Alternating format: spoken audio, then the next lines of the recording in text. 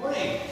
Morning. Welcome to worship at United Methodist Church in Mount Vernon. Pastor Joy is out today, so I'm your one-man show here, and I'm excited to be here to worship with you. So let's join me in opening prayer.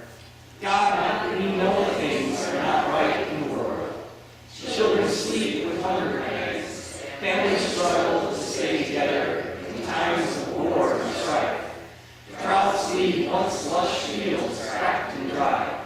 We know these things to be true, but they seem so far and remote. They seem beyond our reach. They seem too big for us to solve. So we do not seek justice for the widow or the orphan. We do not respond mercifully. As we gather to worship you this day, we realize that we cannot walk humbly without you. We cannot act justly or seek mercy without your grace. So help us, Lord, to move with mercy and speak with a voice that seeks justice. In Jesus' name we pray. Amen. Mandatory evacuation for zone. It's Tropical Cyclone Dineo, and it's expected to become... This is by far worse than anything I've seen. Absolutely. A huge fire. There's an old definition of a disaster, and that's to be without a star. And the thing that happens many times after disasters is that the power goes out in some places, and people can actually see the stars. But they can also see the stars in one another. Peace that would pass his understanding, and with leadership that would guide people through their time of need.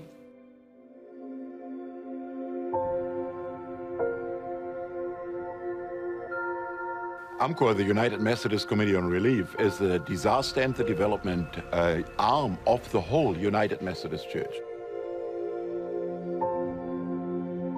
When you give to UMCOR, you give 100% to the project you are supporting and to the disaster you want to respond to.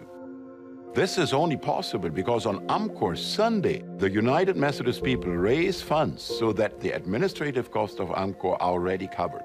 Well, UMCOR, of course, responds to emergencies with funding, training, and expertise, but we're mostly known for being in it for the long haul. We work alongside the conferences as they set up projects and programs to try to see families and individuals through to their recovery, which sometimes takes months and most often years. We're very busy, we're a very small team, but we work hard then.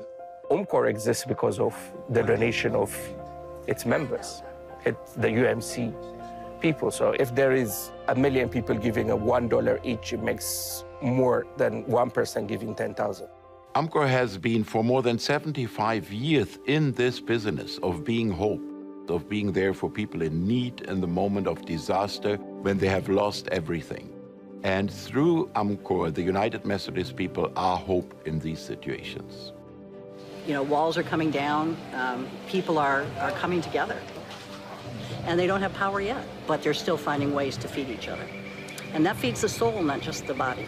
Lift up those who have fallen. What a privilege it is to be part of this important ministry of the United Methodist Church, to be able to say we're there, we bring hope, and we bring healing. As people are helping their neighbor and helping each other in their community, they begin to see that the love of God has not left them. It's right there.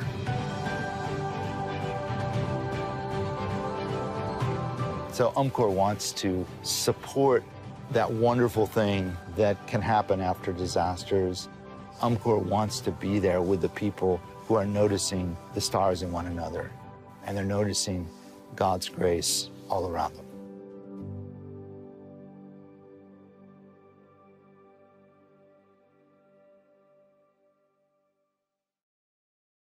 Let's come together in a time of prayer. So God, we come to you in all honesty and vulnerability and petition you to be with us during this time, to fill us with your love and peace as we sit here in these pews, that we may be beacons of love and peace to those around us, especially those who have specific needs, like Dan. We pray a special prayer over Dan and his hands. We pray for healing. Pray over his knuckle that it may have some sort of regenerative healing and he's able to sing his soul song and play his guitar. We pray for Dan and his financial life and all those who struggle to pay medical bills. It's out of control. Healthcare is out of control. So we pray over that situation over our entire country. There might be some wisdom or something in that situation. That people are able to get the medical care that they need and not be weighed down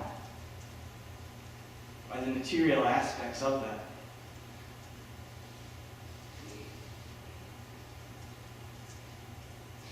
We also pray a special prayer over the East Central District mission trip to Texas and UMCOR in general, that when we see a need in people's lives, that we're able to respond in love, that we can be the hands and feet of Christ. So we ask that you guide and direct us in those efforts.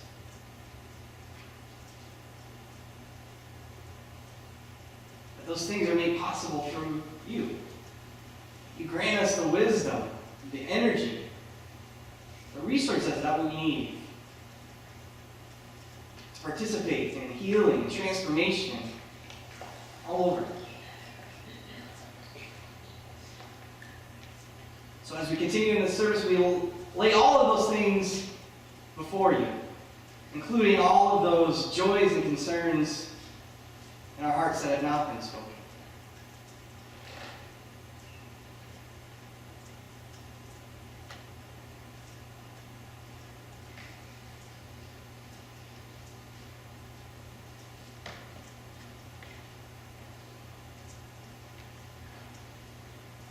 Now we join in the words that Jesus taught us. Our Father, who art in heaven, hallowed be thy name. Thy kingdom come, thy will be done, on earth as it is in heaven. Give us this day our daily bread, and forgive us our trespasses, as we forgive those who trespass against us. And lead us not into temptation, but deliver us from evil. Thine is the kingdom, and the power, and the glory forever. So now it's time for young disciples time. I see Ellie here. Does she want to come forward? So Jim prepared some eggs here. In the morning, probably most mornings, what my family and I need are bacon and eggs. And it gets us off on the right foot. So when we have a carton of eggs, sure which one's which here. We have a hope and expectation of what's going to happen. That when we crack an egg, that something certain is going to come out. Oh, this is another one. Sometimes our hopes and expectations are different. And we have a different kind of breakfast. And sometimes our hope and expectations come out just the way that we think they will. So, what is this? Easter egg. So we also have hope and expectations of what will happen when we open an Easter egg. Unfortunately, sometimes that doesn't come true. Sometimes that does.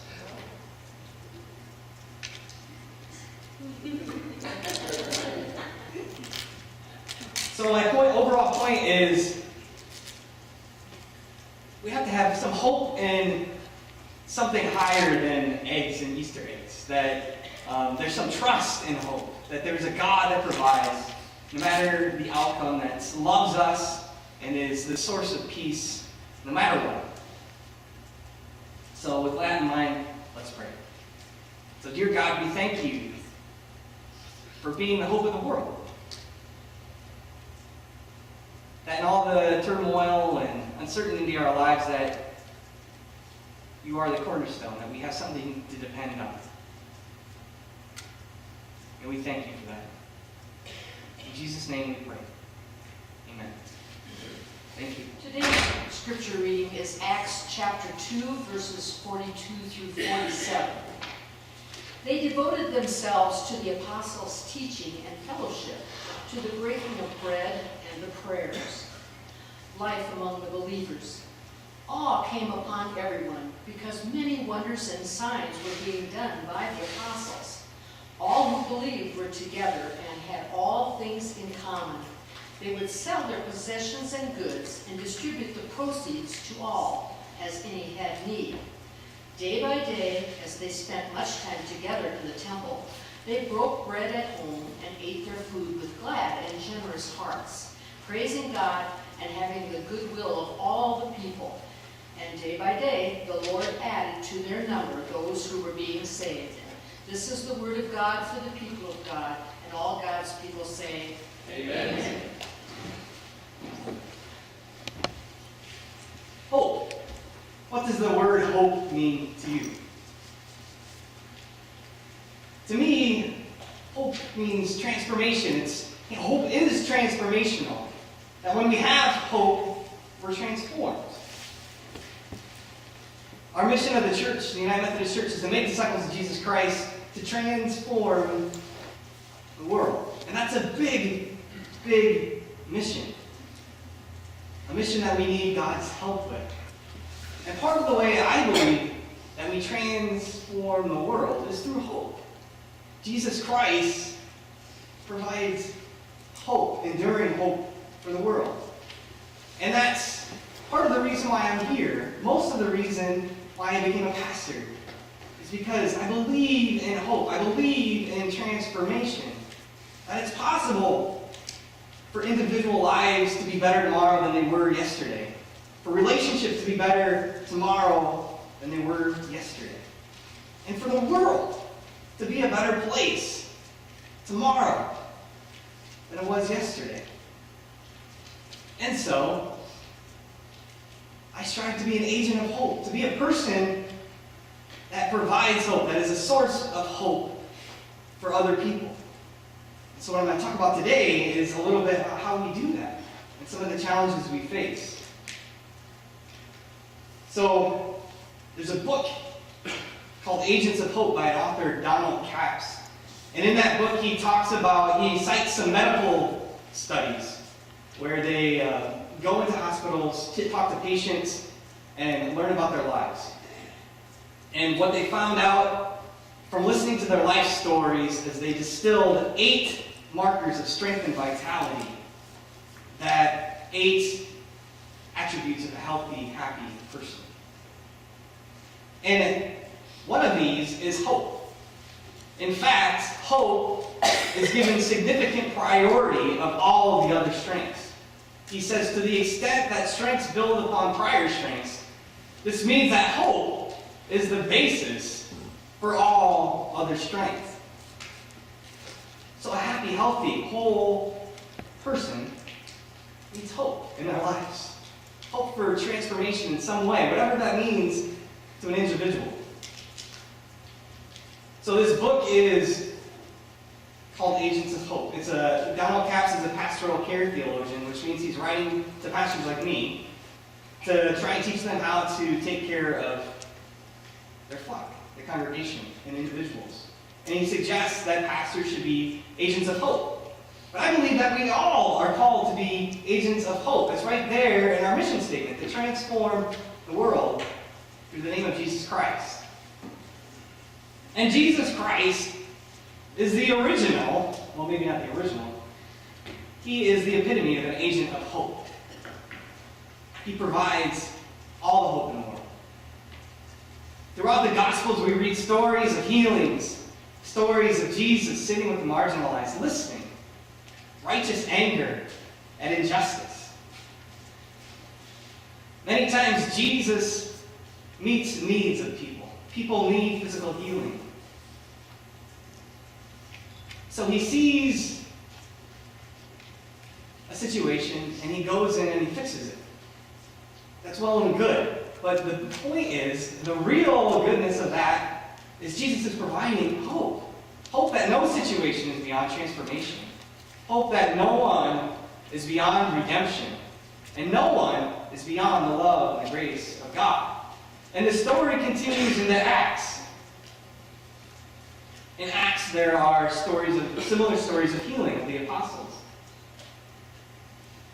In today's scripture, we read the short little verse that the apostles sold all their possessions and they gave the money to those who needed it. And I read that in the Greek, all the Greek points to a temporary sort of language, meaning that people were in temporary situations and they needed help immediately.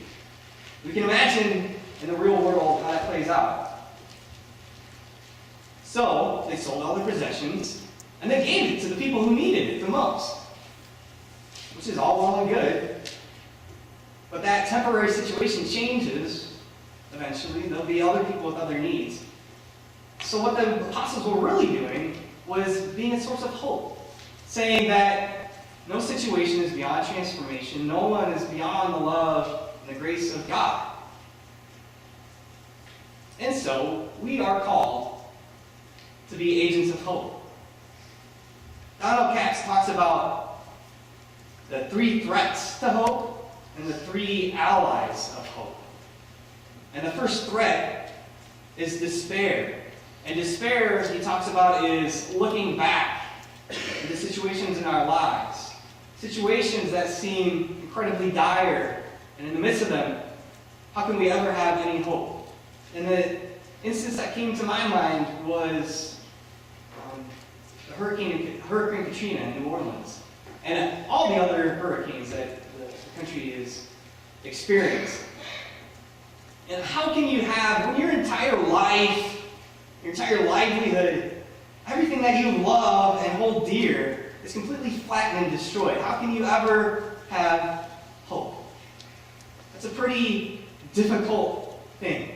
Sometimes you need somebody to come in and pick you up, right?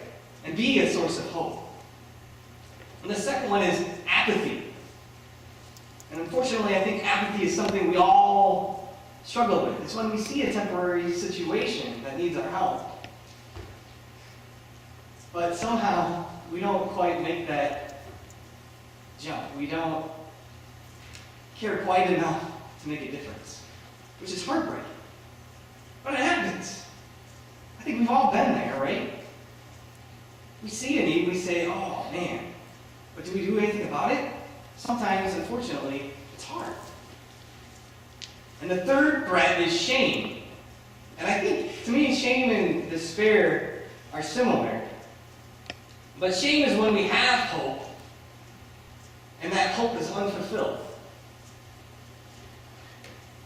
So it's about looking in the past, and we did everything that we thought possible, and yet it didn't matter. Something still happened. So going back to the floods in this area, I was living in Iowa City when Iowa City flooded, and I was actually living in Coralville. And I remember that the floodwaters came all the way up to Sonic at the time, and which is now Dunkin' Donuts, which is crazy. How could floodwater come that high? And I remember an example especially comes to mind of Wigan Pen, my favorite pizza place in Iowa City, and seeing the sandbags that were piled, 4 to 5 feet high, and which is what was expected, and the floodwaters came 10 feet high. So shame is when we tried our best, we thought we did everything we could. We created a barrier, we had hope that what we did was good enough, and yet the floodwaters of our lives come 10 feet high and drown us. It's hard to have hope in that moment, hope for the future, hope for transformation, and seeing the light. So now he talks about the three allies to hope. What can help us be agents of hope? What can help the world have hope? And the first one is trust. And 2 weeks ago, I talked about the miracles in the Bible and the imagination and creativity associated with that. And if you're like me, I have a hard time believing in the miracles. I have for a long time. And I have to be honest with you, this whole thing about Jesus Christ, this doesn't make a lot of sense. That a man comes to earth and he dies, and that somehow provides salvation for the rest of us. There's something logical in my brain that the pieces don't add up. There's a couple leaps we have to make in that logic. There's trust. We have to have trust. That what we read about in the Bible is true. That Jesus died, 3 days he rose again, and he will come again. And through Jesus Christ, we have redemption and resurrection. And the next one is patience. Throughout history, since the Apostle Paul in the New Testament, people have expected the return of Jesus Christ. People have predicted the return of Jesus Christ. And here we are in 2018, and Christ is yet to return. But we have hope that Christ will return. Sometimes it takes a long time. And that's difficult, but hope requires patience. And hope also requires modesty.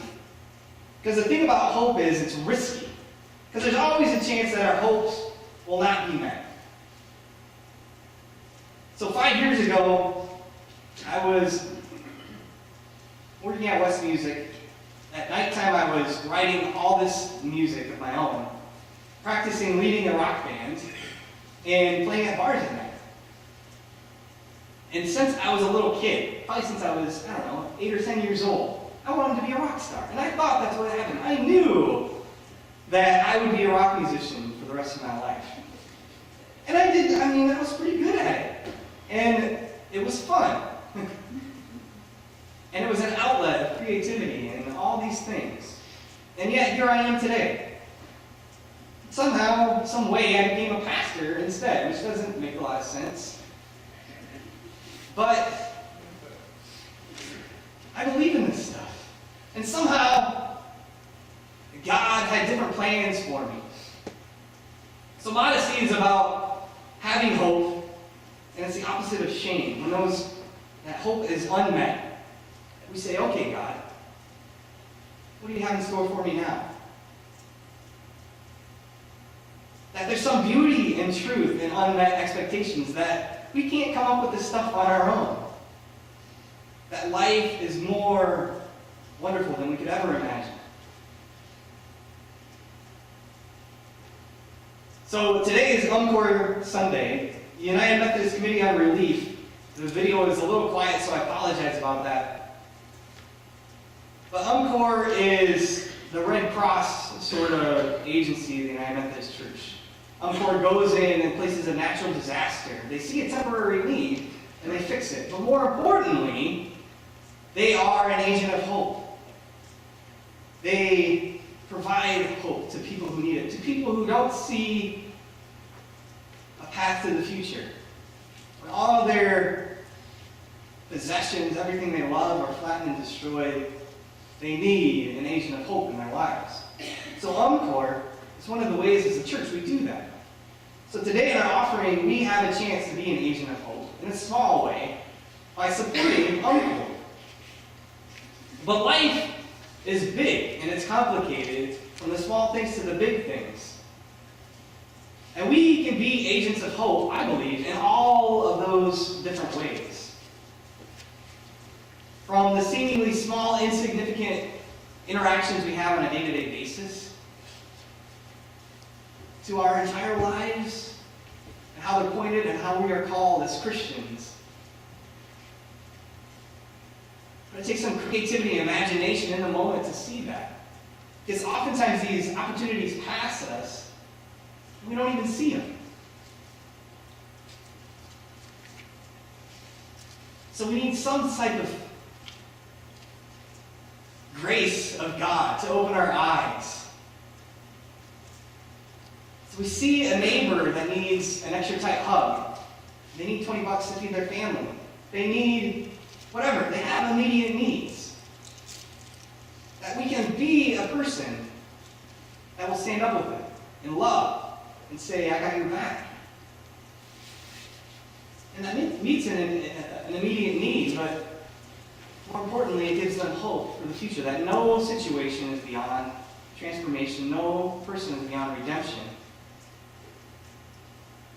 That our individual lives can be better in the future than they were yesterday, that our relationships can be better tomorrow than they were yesterday, and that as a world, we are somehow growing closer to Christ. And tomorrow can be better than it was yesterday. But God uses individuals. So we have to be open and willing to be that person.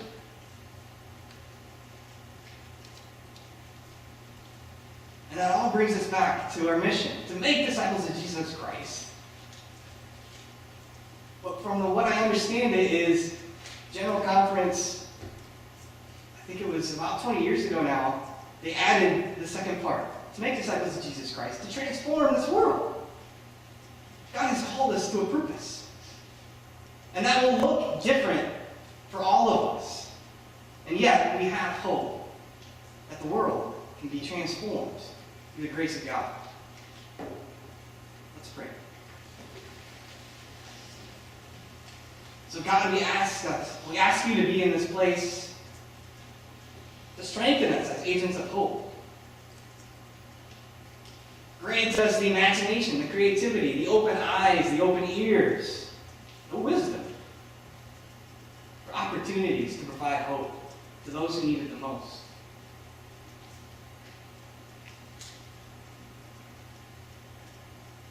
Sometimes these things pass by us so quickly.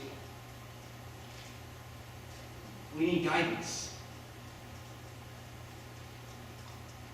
We need our own hope. We believe that no situation is beyond transformation, that you work in our lives, you weave through our lives, providing love, grace, peace. In times of flood, in times of war, in times of domestic issues, in times of bills, providing for our families, having hope for the future. I ask that Jesus Christ be that beacon of light. Above all, we know that Jesus Christ has died, Jesus Christ has risen, but Jesus Christ is coming again. That this entire world will be transformed in grace and love and peace. So we invite you into that space. And we ask that you help us have that hope for the future.